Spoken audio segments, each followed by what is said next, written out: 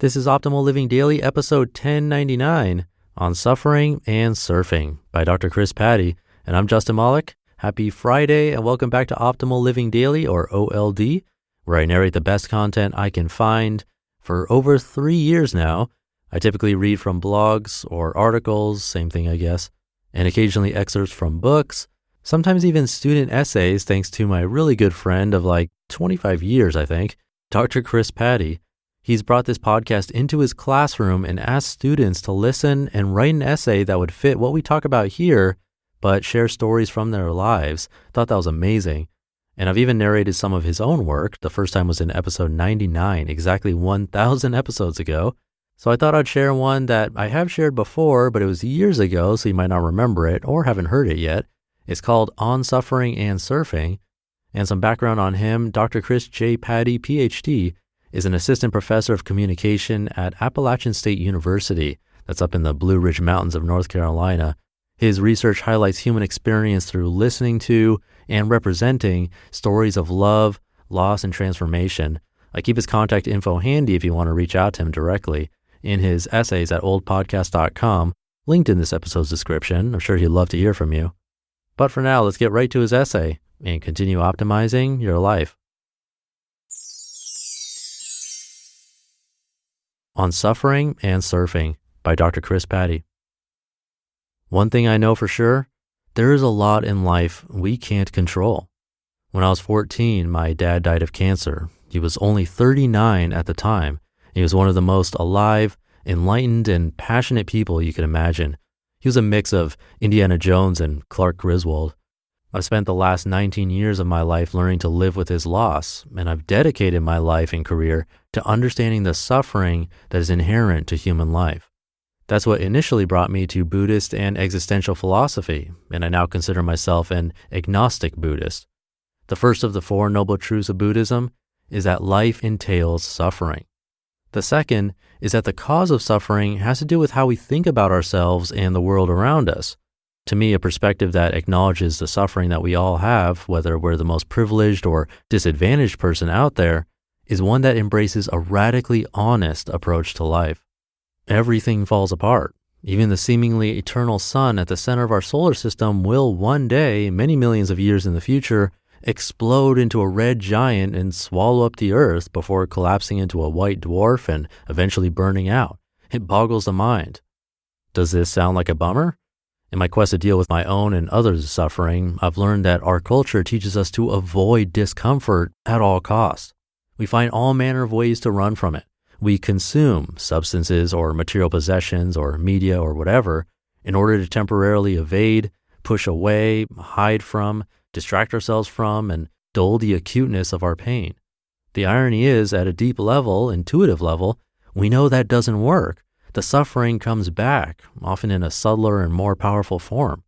Trying to hide from it, dull it, and push it away only adds more anxiety to the equation. Again, bummer, right? The funny thing is, in practicing going towards suffering and holding it in awareness, as Buddhist nun Pema Chodron or Buddhist monk Thich Nhat Hanh teaches, we can actually find a deeper peace with and appreciation of the world and our lives and relationships just as they are, in all their ephemeral, tragicomic beauty. You don't have to be Buddhist or existentialist to experience what I'm talking about in your own life. You don't have to be religious or agnostic, an atheist or scientist either. This is the same lesson I have learned from working and writing with Holocaust survivors. For my doctorate, I spent 3 years having compassionate conversations with Holocaust survivors on the theme of how they and we can deal gracefully with suffering.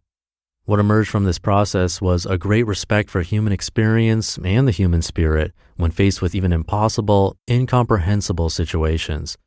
The survivors I talked with shared with me a wisdom that is found across cultures and throughout history. This is the same wisdom contemporary neuroscientists, psychologists, and medical experts are proving in the research done by organizations like the University of California, Berkeley's Greater Good Science Center, Jon Kabat-Zinn's program of mindfulness-based stress reduction at the University of Massachusetts Medical School, and the collaboration between the Dalai Lama and researchers of the Mind and Life Institute. So just what is this big wisdom we've all been stumbling upon for thousands of years, this insight that could help us deal with the inherent suffering of our lives? It comes down to learning to surf. Let me explain by sharing a now classic story from a Holocaust survivor you've probably heard of, Viktor Frankl. To me, this story is the heart of his book, Man's Search for Meaning, and it's the best way to explain what I mean. Frankl's story took on new meaning for me this past summer as I traveled to Poland for the first time to witness the death camp at Auschwitz-Birkenau. Frankl's book is about his experience in Auschwitz, a suffering so intense, inhumane, horrifying, and unknowable that it seems from another universe. In this worst of human conditions, however, Frankl looked up to the sky through the barbed wire and saw the white clouds and blue atmosphere above. In this moment, a thought transfixed him. Quote, "For the first time in my life, I saw the truth as it is set into song by so many poets, proclaimed as the final wisdom by so many thinkers. I understood how a human who has nothing left in this world still may know bliss, be it only for a brief moment, when his or her only achievement may consist in enduring his or her sufferings in the right way, an honorable way." End quote. This is a moment I came back to again and again in the classes I teach. If Frankl could come to this realization even in the worst of human situations, maybe you and I can come to it in the difficulties of our everyday lives. Medical scientist and mindfulness guru Jon Kabat-Zinn famously quotes the yogi Swami Satchidananda's aphorism, "You can't stop the waves, but you can learn to surf." This is what Frankl, those I've interviewed, and all these poets, existentialists, Buddhists, and neuroscientists are talking about. The question is, can you make a practice of learning to surf the inevitable waves of your life? Can you practice dealing gracefully with that which you cannot control? Practicing this highest of human arts, the art of suffering well, is tied to joy and appreciation for our lives and the world around us. Its byproduct is a deep gratitude for this very moment and the possibilities afforded by this present moment, even for those of us struggling with acute difficulties. The best way I've learned to practice surfing the waves of my life is through simple mindfulness meditation, learning to quite literally come back to my senses in the present moment for even a moment. Meditation is tough. Pausing on purpose is a radical act that goes against the grain of our culture and habitual behavior. Rather than being an escape from our fears, stresses, and suffering, it gets us to notice and non-judgmentally sit with what's actually happening within us and without us at this very moment. 1 minute a day is a good place to start. Now is a good time, and it's always with us. Take a seat. Breathe in. Bring as much awareness as you can to the feeling of breathing out. Notice how you feel. Notice what's going on around you. When a thought comes up, good, bad, or neutral, notice that too. When you drift off, no problem. Notice that and come back to the breath in the present moment. This is the practice. See for yourself if it doesn't help change your attitude toward what is happening in your life. What I know for sure is there are a lot of things we can't control. Existential freedom is realizing that no matter our external circumstances, we can control our attitude toward what is happening. When we do, like Frankl, no one and nothing can mess with us. And that's real freedom. While I wish my father hadn't died, I've learned to appreciate what his death has taught me and how it has connected me to others who suffer. Compassion, after all, means to suffer with. This is the best lesson I've learned.